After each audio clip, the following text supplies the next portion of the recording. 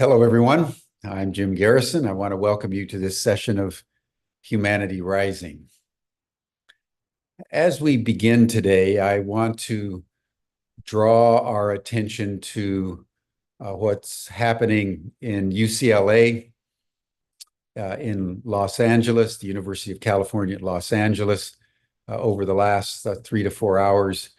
I got up early here in Washington, D.C., and turned on the news, and so I've been watching this live as the police came in during the dead of night to the occupation there on the campus by the Palestinian supporters and began to clear the encampment, to arrest people.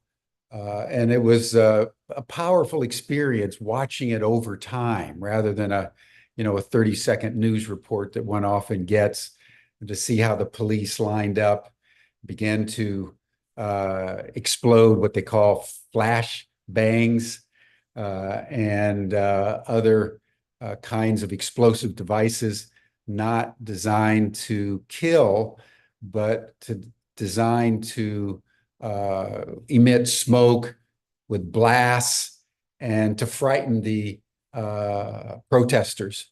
The protesters held very firm and locked arms, and the police just gradually pushed them back, all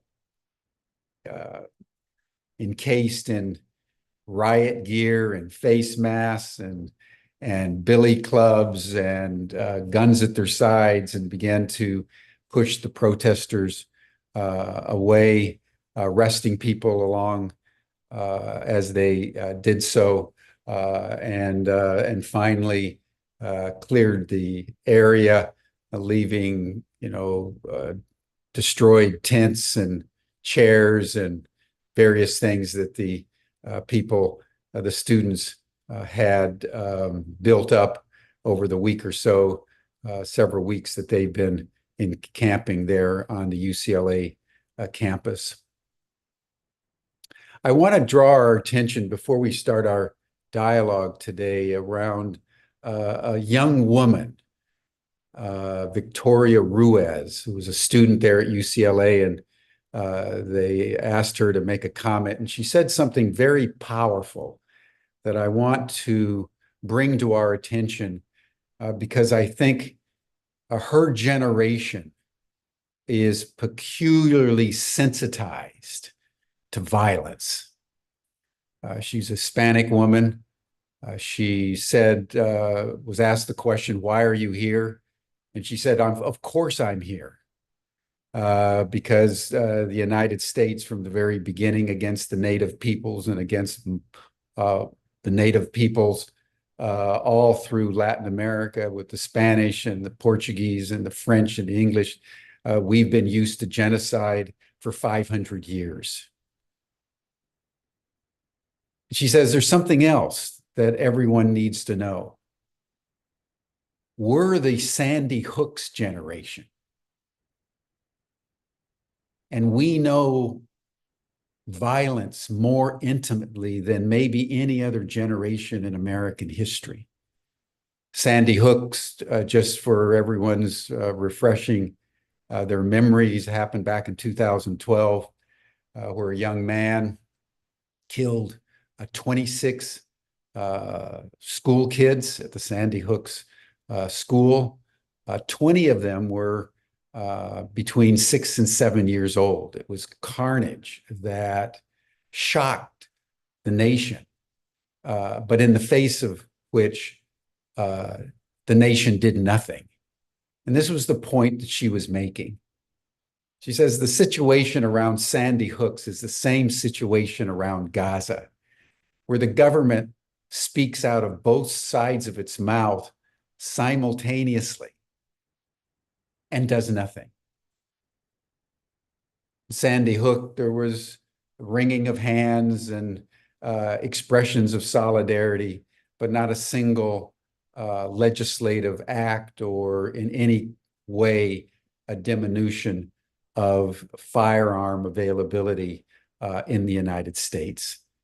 And she says the same thing with Gaza, that the United States is speaking out of both sides of its mouth. On the one hand, arming the Israelis to the teeth, blocking any ceasefire, engaging in all kinds of repression in the United States against the students. And on the other hand, expressing concern and platitudes about the need for free speech and the need for some kind of humanitarianism on the part of the Israelis, given the genocide in Gaza. And she says, we won't stand for it any longer because we know how violent this world is. And the solidarity we feel with the Palestinians right now is they can be shot anytime for any reason, just like we experienced at Sandy Hook. So our generation knows what it means to be a Palestinian. And I just listened to this young woman, no more than, I would say, late teenage, maybe early 20s, so articulate and clear about the realities that she faces as a young woman in America, whose solidarity with the Palestinian people comes from what she's experienced because of the gun violence in America. And I found that deeply unsettling in my soul. I never had thought about it quite that way. That this upsurge of protest across the United States is coming from the generation that knows what it feels like to be a Palestinian. So welcome to Humanity Rising as we continue to bear witness to unfolding events in our world. And now I would like to welcome to our program someone who's been on Humanity Rising a number of times, and all of you know Otto Scharmer, I'm sure, a professor there at Massachusetts Institute of Technology, best known for his work with Joe Jaworski and a number of others in U theory and presencing, working at very high levels globally with very diverse constituencies to figure out a way in the complexity of our world, how to get to yes, how to get to a holistic perspective that can lead to the transformation not only of our external world, but our internal world. And having studied U theory over the years and read his books, he's one of the more thoughtful people of our time. So I want to welcome you, Otto, to our program. And let's start with Gaza. And let's start with this young woman, Victoria Ruiz, in UCLA early this morning, speaking from the Sandy Hook's generation, which was so striking to me. I would just love to hear your thoughts and comments, and then we can broaden it out to the general situation over there, and then we'll talk to other factors in our very complex world. Thank you, Jim, and hello, everyone. Well, what a deep and pointed analysis that you shared from Victoria. It really says it all, right? And kind of this situation of the government talking out of both sides of its mouth. At least kind of that clearly is the case here in the US. Is also, of course, something we know from the environmental movement. That's kind of how many of the big corporates, right? When you think about the fossil fuel industry, right? Always being in multi-stakeholder conversations, always slowing them down, or kind of or creating good feelings and creating illusions of progress and so on, while in reality the same organization spends insane amounts of money on lobbying in DC to undermine everything, right? That is being discussed. So this kind of saying one thing and doing something else is, of course, something that's not limited to the US government. We see a particularly appalling example there now. But of course, we all have seen it many times. And that's really, yeah, it has a lot to do with systems thinking and systems change, right? It's, yes, it's something. It means something when you say something, but what it is that you do and what you embody, that's a whole other category. And when I was listening to what you laid out, and we were chatting just a few minutes before we came on, a little bit, what it is we wanted to focus on. And so for me, I am as frustrated and as helpless and as anyone, right? So, but if I try to make sense of what's actually happening here and what are some of the deeper root causes,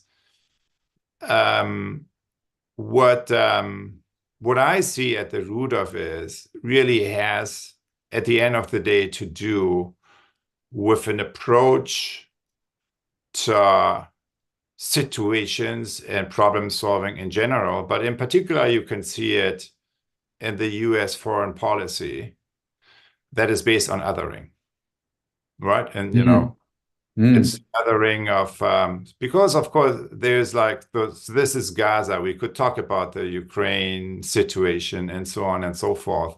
But essentially, there's, what strikes me is how this whole situation is discussed one way in the West and a whole different way when you come to the global South, right? And then you realize how small the bubble is.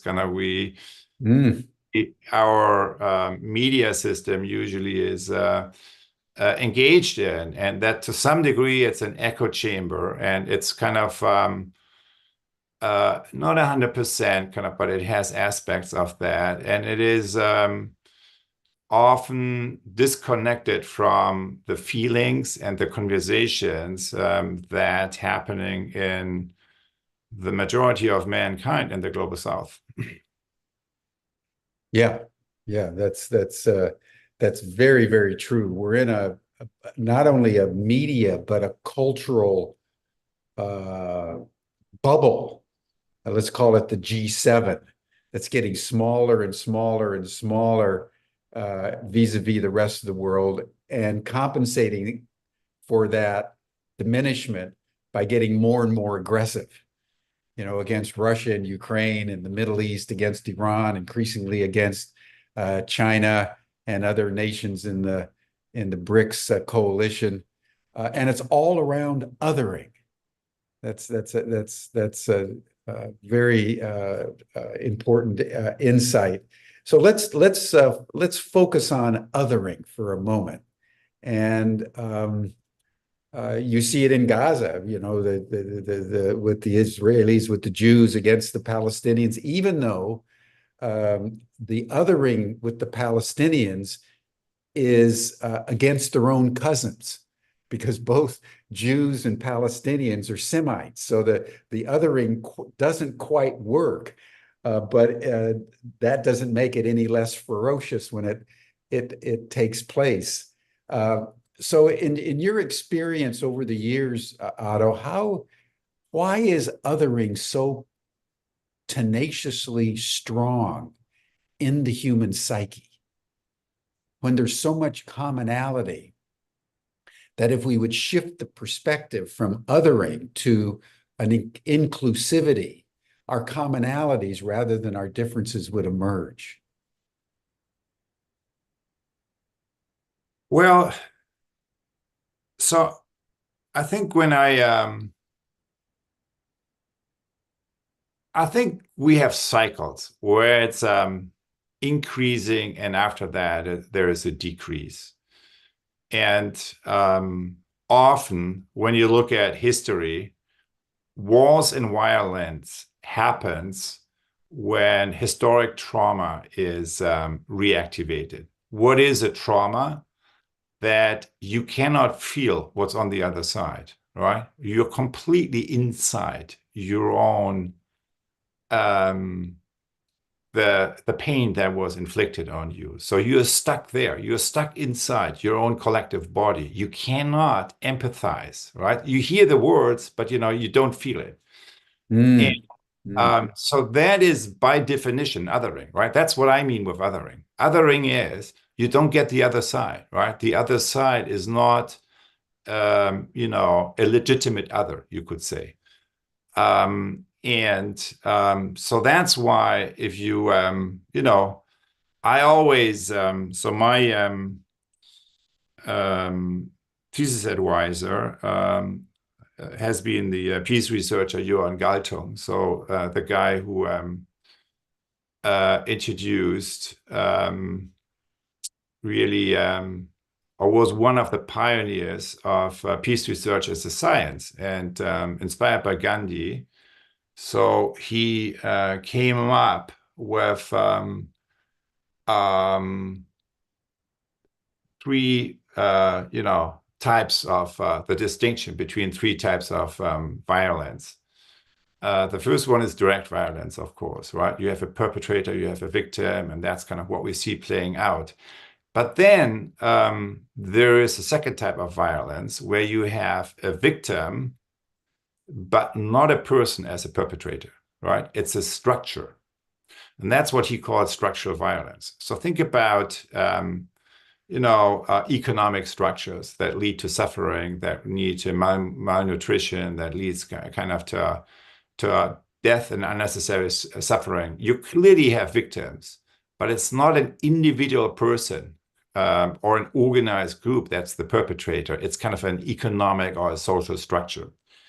And then you can ask yourself, okay, so we that's the theory of structural violence. And of course, we see many examples. Usually, when you see direct violence, there's structural violence beneath, right? You cannot understand as much if you and your framework are only stuck on the direct violence.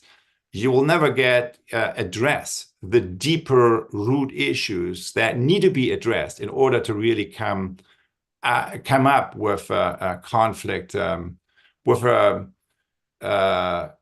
more healing approach to that conflict situation. But then there's yet a deeper level.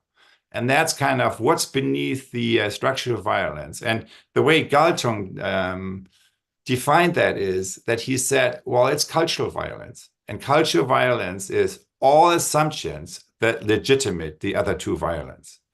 And that's essentially, so my shorthand for that is othering, right? What is at the root of othering? It's the other one is not, there's a self-other gradient that's very steep, right? It's not a true human. That's why in all pre-war situations, we dehumanize the other in order to prepare people to kill, because if it's not a real human, then it's much more easy for me to kill. And so we all have seen that many times, but I think at the root of the direct and the structural violence is cultural violence. And I would say the word that I actually find better for that is, because it links it more with our individual agency and our collective agency, is cultural violence. The most important form of cultural violence is attentional violence. And attentional violence is not seeing the other person in terms of their highest future potential, only seeing them in result of their past, right? These bastards, and that's what they did to me, and so on, but not seeing who we could be tomorrow, right? If we activate our deeper, our highest kind of potential that we all have. And I think that's really, I would say, that has to do with our narratives. It has to do with the definition between us and them. And it really has to do with the way we pay attention in the world, the way we listen, and the way we attend to each other, also in a conflict situation. So Gandhi, of course, Ahimsa and Satyagraha was really kind of, so insistence of truth really was the principle to see the best potential in the other person. So the enemy that you fight against is not the other person. The enemy, right? It's it's not the evil person, it's the evil structure. You want to transform the evil structure, which is one of extraction, but that includes that the people who benefit from the current structure also have a place in the new situation.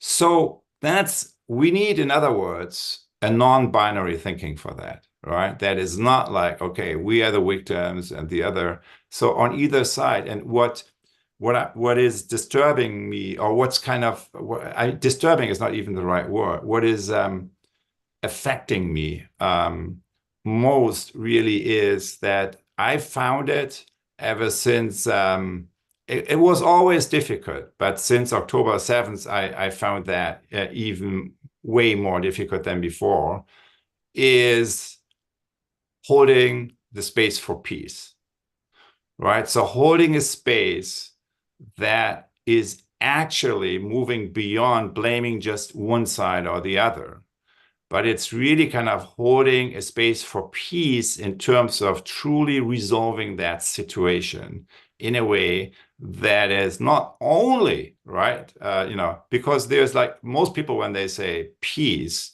they mean absence of war.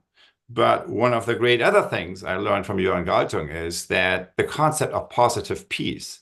And positive peace is more than the absence of war. It is really our capacity to shape a future that we want together. So holding the space for peace, holding the space for positive peace, I think has just become ever more difficult in the last few months, and that yet we all know without that, nothing truly transformative is going to happen. So that's a little bit where I'm coming from. Well, let's drill down into Gaza around those themes, because you have all three kinds of violence taking place. Yes. You have the daily killing of dozens, if not hundreds, of Palestinians, most of whom are women and children. You have the structural violence of apartheid and the occupation of the West Bank and Gaza. And then you have a culture in Israel of both chosenness and victimhood that is so deeply cultivated that the latest polls in Israel indicate that only 1 or 2% of the Israeli public feels that there's too much violence being used, and fully 85% of the Israelis completely support what's going on and what the Israelis Defense Force, what Netanyahu is doing. So you have this excruciating reality where the world views something going on, but the unanimity on the part of the Israeli state, backed up by the United States, is so strong. There's really nothing that can be done in the space between, because one of the sides has such overwhelming coercive force and political capacity that the Palestinians are just being flattened. So when you get into a situation like that, unlike, for example, in Ukraine, where you have the Ukrainian forces and you have the Russian forces and they're doing battle, there's a space for negotiation. But I think one of the things that makes the situation in Gaza so intractable is there's really there's not much of two sides left. So how does what you're saying about this positive peace or the space in between, how does that work when one side is being completely crushed? That's why the world is calling it genocide. For example, let's go back to Germany in the 30s and 40s. When the Germans were doing the final solution, it wasn't like there were two sides here. There was this oppressive, coercive force, and then there was the defenseless Jews that were suffering the genocidal attempt. So that's not like a conflict between two sides. And that's the agony, I think, that the Palestinians are going through, but it's also the agony of a world watching it, but unable to do anything because of the force field between the U.S. support of Israel and the overwhelming military capacity of the Israelis with regards to the Palestinians in Gaza. Yes. Yes and yes, and I want to add two things to that. One is I'm born and raised in Germany, so I'm coming from the country that you were just referring to, and that has a big historic debt, right, to that whole situation, particularly to what's now inflicted, the pain that's inflicted now on Palestinians, and has been for so many years. And now, needless to say, that of course, the traumatic experience caused by Germans, what Germans did against Jews in the Holocaust, has created a wound that is easily reactivated and then playing out in a way that does come with the inability to really sense and feel, or let alone kind of feel, truly connect with what's happening on the other side. I'm not justifying it. I'm just describing kind of the place where I am coming from. And the other that I would, so then I would say, maybe it's 1%. I didn't read that study, It just happened to be, I mean, among the few people I talked to in Israel, that's not the case, right? So maybe they are part of the 1%. I don't know. I mean, but there is always a distinction between the individual and the collective. And so just equating, and I know that well as a German, right? So just equating the collective with the individual is, of course, something that is rampant right now, including on campuses, right? That's kind of part of the problem. And losing that distinction is actually where the problem starts. So I just want to add that also. Say more about that. Let's say more about this conflation of the individual with the collective. What do you mean in this case? So if by implication that the individual is blamed to what is enacted by the collective, right? So if we don't hold the space, so maybe if it's supported, yes, but that we don't in our own mind hold the space that maybe this person is actually kind of trying to work for something else. So that's and we all know, including here. I mean, I'm calling in from a farm in Germany right now, but usually I'm in the U.S. So even here in the U.S., let me say it that way. We know what's happening, and you see that on campuses. You just saw that in the story. What's happening, what's enacted by the U.S. government is by and large, right, completely disconnected to all young people in the country. That's what I'm talking about, right? What your government does is not kind of, let's never equate that with civil society. Let's never equate that with everyone. And let's always be able to connect with those on the other side who actually are your true allies. And so what I learned from the peace researcher Johan Galtung is this: any kind of conflict, kind of the road of nowhere, is if you frame a conflict the way we currently do it, which is two parties, one objective that's contested, right? So one, and in reality is never like that. So whenever you have this is the recipe for polarization. It's never the solution. It's what the problem is. Where's the solution? The solution is making the issue more complex, bringing in more variables, right? For example, from negative peace to positive peace, and then bringing in more players, because it's never just two, right? And you know what's happening in the U.S. is the best example, right? Who else? So it's the young people in the U.S. It's civil society in Israel, the people who have been, maybe it's only 1%, but they have been in significant numbers recently, like protesting against Netanyahu and so forth. The whole Muslim, Arab, Middle East situation, right? Kind of at the end of the day, you need a regional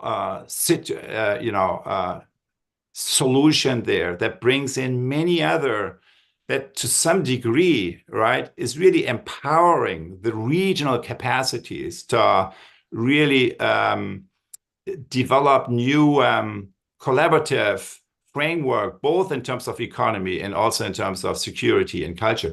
So there is, as we see it happening in other parts of the world, so it's really what the one thing I learned is don't get stuck in this kind of there's only one issue and two sides. But in reality, right, if you want to really develop a practical situation, you need to bring in more players, right, that are real stakeholders in that situation, and that come in with a very different view, and to involve them in a substantial way, you probably need to broaden what the key issue is, right? Peace and war in one place to a much bigger playing field, which really is the whole Middle East, and which has enormous potential, but all of which is really in the background now in the current situation. So that's where I would, and I think we already see that with the movement here in the US, right? Kind of, which is something that Biden pays attention to, because this is the one thing that could prevent his re-election, and is likely to actually prevent it if he continues like that. And it also has kind of I think on the Israel side, it's really how much so this objective, right, with no exit plan, and how, I mean, what I found really interesting is how essentially with the Netanyahu government, particularly the current version, an approach to the situation that really undermined the Palestinian authorities, the PA, and strengthened Hamas for so many years, that completely backfired, that completely failed. How this approach of othering is now, it really went mainstream in society as well, right? And I think kind of that it did, as you mentioned with your numbers, and that this actually was the case is a lack of awareness. It's also the result of a media bubble that you live in that is so different and so disconnected from the rest of the world, that of course we see in other forms also playing out, right, in our own country here, right? Kind of, we are also kind of, we no longer are one country. We are a country that's falling apart. And that's the broader situation we are in. Our societies are falling apart, and it's amplified by these bubble type of media and communication and social media mechanisms that basically keep us isolated in our own echo chambers and that disable us to truly embrace the complexities of the issues that we face on the ground that cannot be approached with binary thinking that doesn't move into all the contradictions and all the gray areas in between. Yeah, yeah, very, very good point. Very good point. Well, let's expand the complexity beyond just the conflict in Gaza and so forth. I mentioned at the beginning I'd read your blog on meditating on the present moment, and you were saying that there were three things that you felt were essential in understanding the complexity and the challenge of our world. One was certainly conflict, Ukraine, now Gaza, etc. But secondly was the radically escalating climate change and climate disasters that are challenging the world everywhere. And then thirdly was the very dramatic emergence of artificial intelligence. And that's, while we're focused with Gaza and everything that's going on, you've got runaway climate change happening simultaneously, including in the Middle East. And you've got artificial intelligence that is radically transforming communication technologies, science, and the way we economics, the way we make our living in our world. So speak to us a little bit about this triangulation between climate, technology, and conflict. Because I think at a fundamental level, they reinforce one another. Yeah. So I think we all know, I think, quite a bit on climate already, and it keeps unfolding in front of our eyes. I think maybe to start with, or to focus on really on the AI issue. Now, there's another way of framing it. If you just want to look more at the surface level, and how does it show up? It shows up in I would say a pandemic of mental health, right? That you see talk with educators, and I have in all parts of the world lately. They all report about that.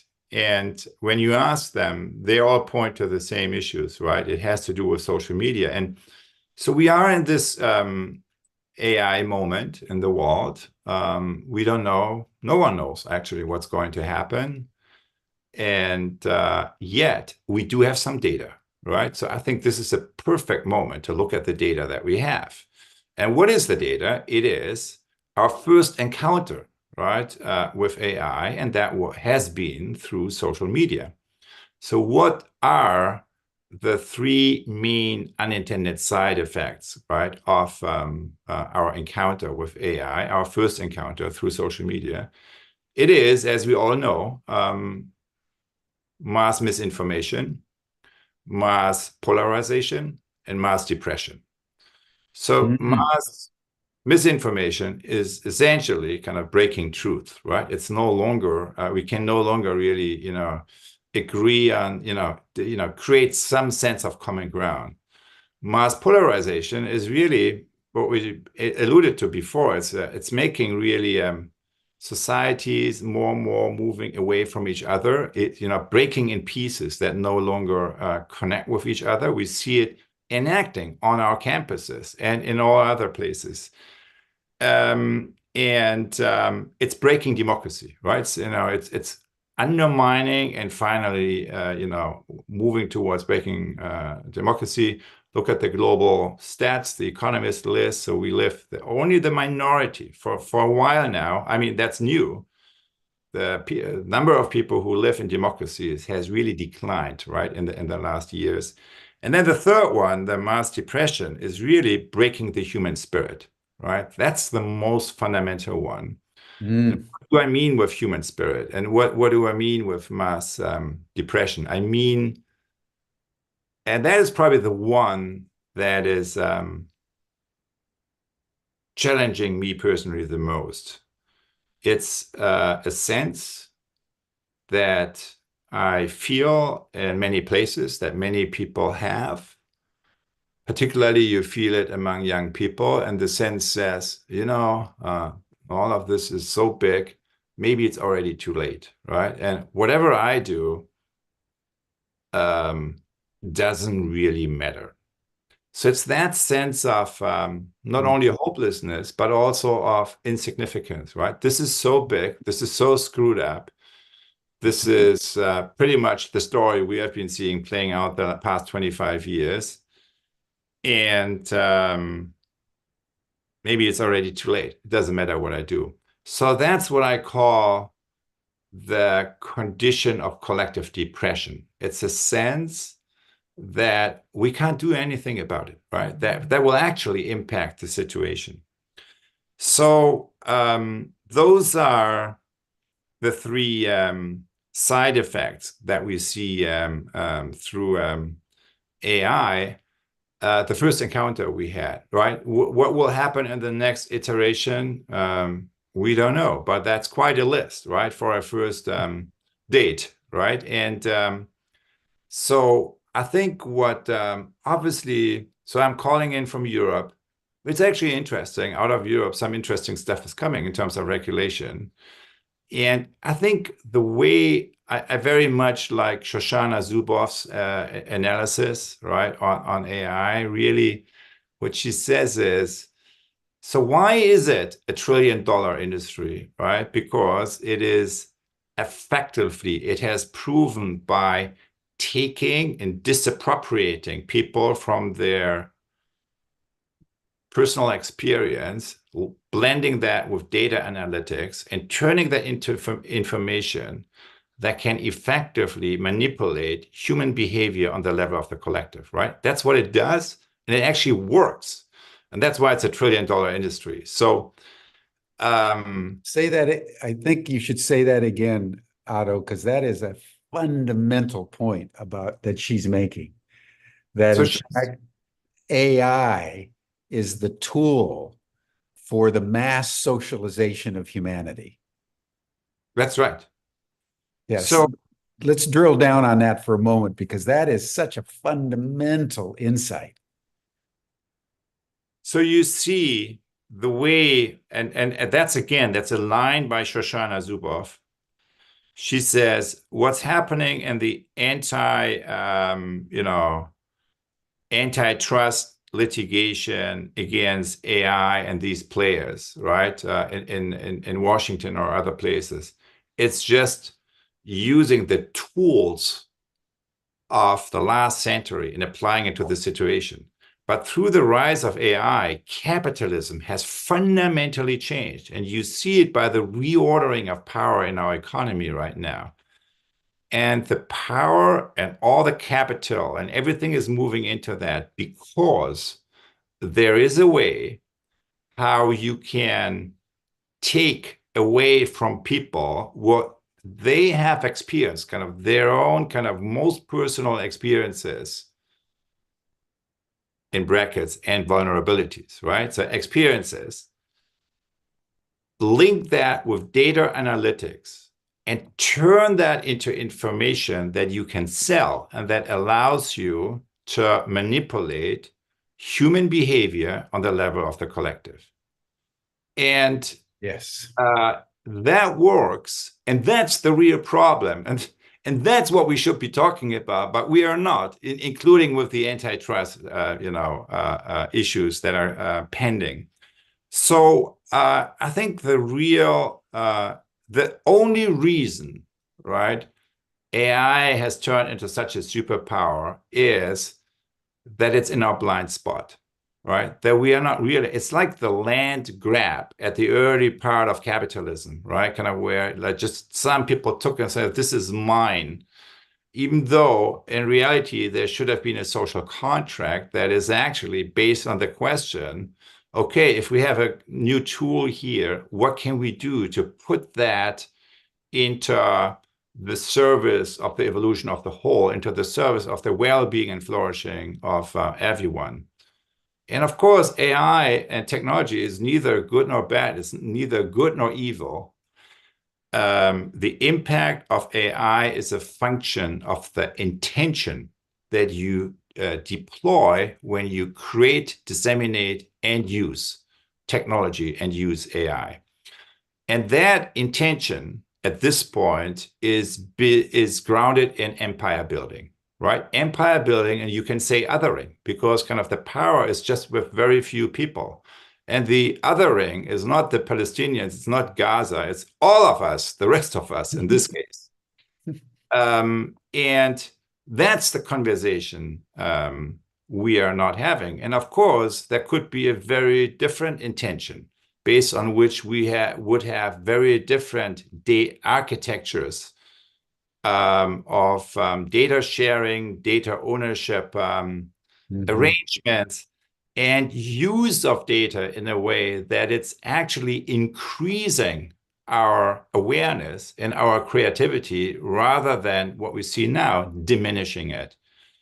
And the way you can picture this, kind of going back to the essential problem that we are not talking about, is I think Tristan Harris put it that way in a talk recently. He said, or recently is I think it's already 2 years ago, but I think it's still valid. He said, well, the way the data architecture works, you can picture best as a one-way mirror, right? You have 30 people in one room, right? Basically the designers, the engineers, kind of who develop and update the algorithms.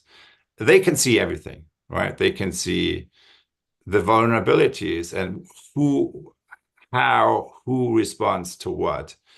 While on the other side of the mirror, right, you have 3-4 billion people, however, what's the number that's online, and they don't see the 30. They don't see even their own data, right? They don't see even their own data. Exactly. Let alone the data of everyone else, let alone the deeper kind of need and opportunity structures kind of in their community, in their village, in their city, in their region of the world. So that's what we are talking about. It's the design of that mirror. That mirror is created, that one-way mirror is created with an intentionality. And the intentionality is empire building by a few. It's not human and planetary well-being and flourishing. That's the conversation we need to have. When we have that, we'll end up with a new social contract that will right these things that are now wrong.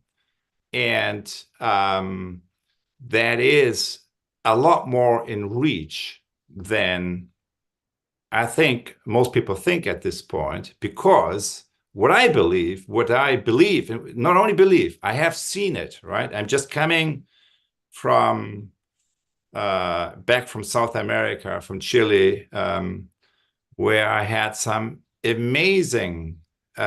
amazing series of workshops, of events, kind of with people from across the entire continent, from 17 of the 19 Latin American countries. A diverse group, like we're like 270 people on a 3-year journey, change makers across all sectors of society, from indigenous elders to really a grassroots activists, kind of NGO leaders, community, city council members, national people in national public institutions and business people, all of them really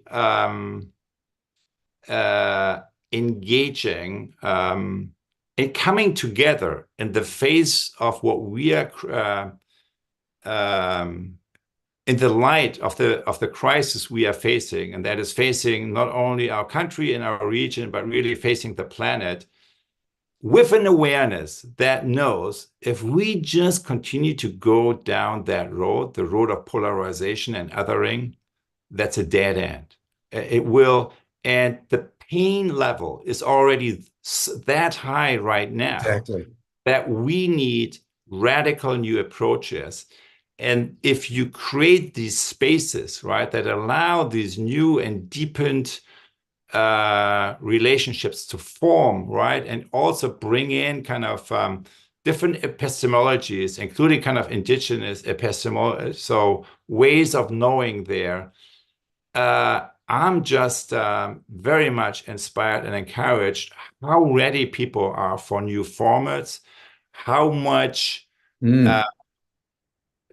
dormant potential there is in the world for really becoming part of a very different story. And I would say kind of this story of transformation is probably the most important, least well-shared story of our time. I don't know whether you saw a few weeks ago, there's the new Human Development Report that was published. And one interesting, so it's basically a stock taking where we kind of as a global community right now, in this moment, kind of the conversation that we have. Here is the most interesting number that I saw in that report. Not that I pretend to have read everything, but so that's kind of what I picked out of it. 69. 69% of humankind at this point, according to the polls that they did, is willing to sacrifice a part of their income in order to address the collective challenges like climate change that we face collectively. 69%. And here's the even more interesting detail of that. Only a fraction of that 69% believes that this is actually shared by other people, right? Most of them believe that the majority is actually not willing to do that. But personally, they would.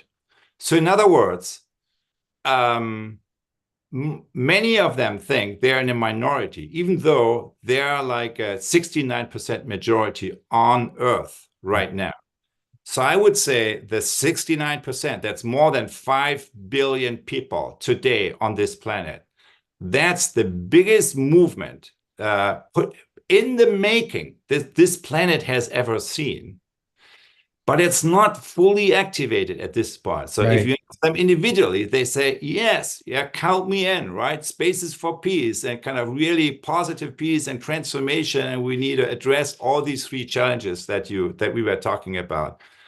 But if you ask them, okay, and so that's you, and what about your other folks here around you in your community? Oh, they totally don't believe that, right? So it is this misperception, right? This perception deficit is absolutely critical to link for us. We know that because a movement that is not aware of itself is not a historical force. What we need is a movement, a planetary movement that turns into historical force to really address these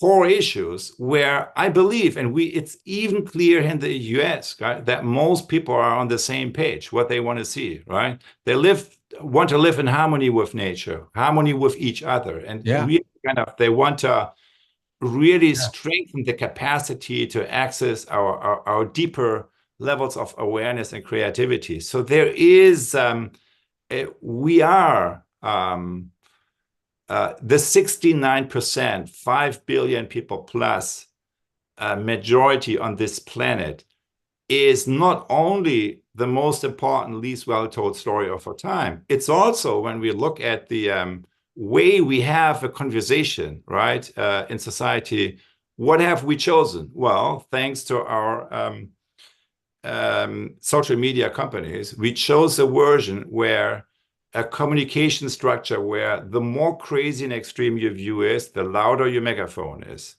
And the more differentiated and clear your analysis is, and fact-based, right, your analysis is, the less you will be heard by anyone. So that's what we chose. And that's kind of what we see playing out now. It doesn't explain all of Gaza, as we discussed before, right? So there's like many other historical root issues, of course, but it explains the amplification, right? The toxic amplification of current situation. And it explains the toxic amplification of this situation on campus, right? So why do we have universities, right, in society? Because we need to learn how to deal with these really complex, challenging issues where there is not a black and white. There is not a binary solution, even to understanding and unpacking that situation. And what are we doing, right? We call in riot police to remove people that we don't like, right? So it's kind of the end of, it's kind of the complete defeat of what a university should be about. So it's very, very depressing to see that. And we need to see that as a mirror. And when you look into the mirror, the job we need to do is to wake up. And that's what I learned in all the larger systems change initiatives that I have been part of, that you cannot change a system unless you transform consciousness. And you cannot transform consciousness unless you look into the mirror. In order to see and sense yourself, you need to look, you need to include your heart in that. It's not just saying who is right, who is wrong. It's you need to feel what it feels like on the other side. And that's, I think, something that I experience in new formats, in new holding spaces. But of course, it's not something that in any way is mainstream. I experience it more in the global South, frankly, than in the US and the West. And yet, I think it's a very important and significant development that we see. So I believe the problem is not the human being as such. Think about the 69%, right? 69% want something different. The problem is that we don't have the holding spaces that allow us to activate this potential, right? To activate human intentionality that we already have into agency, and particular collective agency. But that's something we can actually do. That's something kind of we can put into place. And that's why, even so everything is so depressing at this point, I believe the transformative moment for us and possibility is much closer than we think. Beautifully put, Otto, beautifully put. It reminds me of the work that Professor Paul Ray did many years ago in the 1980s and 90s around cultural creatives, who were in fact a majority value group in the United States. But the one characteristic of all of them was that they thought they were alone. And so here you're moving from 30% up to 69. That's more than 2/3 of the human race would not only want change, but offer a portion of their salary to see that change happen. And yet the combination of climate change, conflict, AI, misinformation, polarization, depression is so pervasive, becoming a self-conscious movement, even though we're in the overwhelming majority right now, seems like a virtual impossibility. It seems like.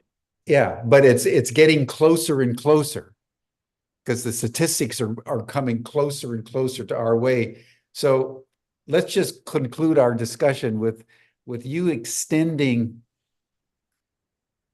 just project over the next couple of years, if this group, the 69%, was going to become a self-conscious force in the world, how do you see that potentially happening? I mean, you probably have more experience, my friend, than anybody I know in bringing people together across, like you just did in Chile, where you had several dozen countries from all walks of life, bringing them together, leading them through a transformational process that I guarantee you, I don't know anything about it. They were probably all walking on cloud nine when they were done, because that's your skill set. So how would you project a possible scenario over the next couple of years to get us out of this thicket? Well, I wouldn't say like cloud nine. The objective is not cloud nine, right? So the Yeah, objective, that was not the I think, right term, in but activation. inspired for action. Yeah, it's strengthening. It's a Yeah, clarification of yeah. what you really want to do, and meeting up and linking up with people with whom you can actually make it happen together. So I would say, well, that's such a great question. So let me just stumble into that a little bit. I would say, now, first off, let me preface that with most people think about transformation in the wrong way, which is a linear way. In my experience, but what we know from personal experience, I would say most of us know that the transformation of the human spirit, right, doesn't happen drip, drip, drip, right? One step at a time. It can happen in an instant. Mm. But it can so the human spirit, right, works in a different way. So a lot can happen. And why do we know this? Because there are so many stories when adversity hits, right? When we meet tragedy, like in personal situations and so on, how people come together, rise to the occasion, and actually activate capabilities that no one knew they had before. So Hmm. I think kind of that's just something I have seen um, a number of times. I grew up in the Germany of the 70s and 80s, and it was so I was actually a peace activist, both and an environmental activist, both in the mostly in West Germany, but also in some part in East Germany and Eastern Europe, or at least I was connected to these people. And I was actually leading peace studies around the world trip as a student. I was the student organizer, and Johan Galtung was actually the academic director. So we went with 35 students from 12 countries around the world. Bard College gave the credits, right? He talked them somehow into that. And we studied world peace and conflict from a cultural and religion lens, right? Kind of by going around and talking with everyone, essentially. And as part of that, right before the Berlin Wall collapsed in 1989, right, we were both in Western Germany, Western Europe, and Eastern Germany and Eastern Europe. So we talked to these people. And so what is so fascinating for me is that they had no clue, right? Most of them had no clue what was happening. That they had no clue about, including the grassroots movements who were so instrumental in creating the condition for this whole thing to collapse, how far they already got. So, and then Johan Galtung, the peace researcher, he predicted that actually, that by the end of the year, the wall would be down. No one believed him. No one, including myself, right? I saw the same data. I saw the same data.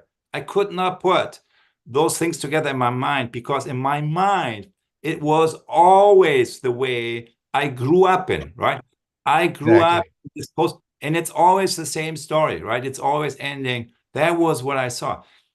Now, he had seen more things. No, he had a different view on that. So I think I didn't recognize the cracks in the old system, right? Which is the foreshadowing of the old system of breaking down.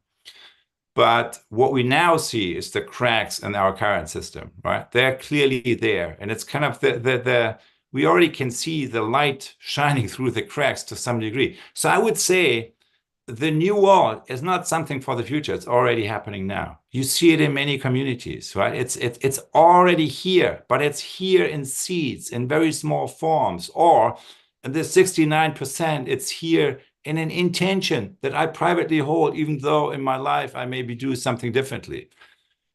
So it's here in many different forms. And I think it Beautiful. will manifest is in three main transformations: transforming our economic system, essentially from ego to eco, right? From kind of benefiting a few to really the well-being of all. It's about, as we all know, democracy. It's about collective decision making, right? That's the issue. And we need to advance and evolve our democracy by making it more distributed, more direct, and more dialogic. To relink what's happening in our collective decision-making with what people want, the 69% actually want to see, which is, of course, not at all what's happening today. And the last transformation really is about learning, communicating, learning, listening, and leadership, I would say.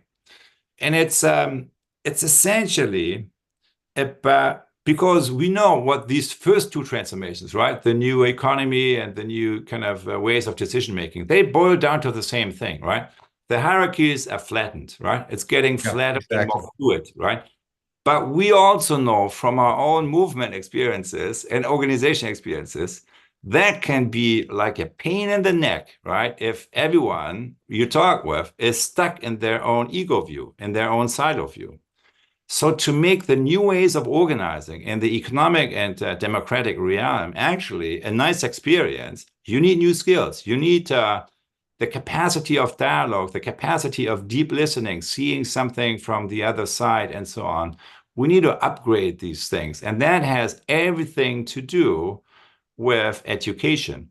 And in the age of AI, kind of what is the blind spot of AI, essentially? If you think about it from a learning perspective, it's very clear. The blind spot of AI is the future, right? The emerging future.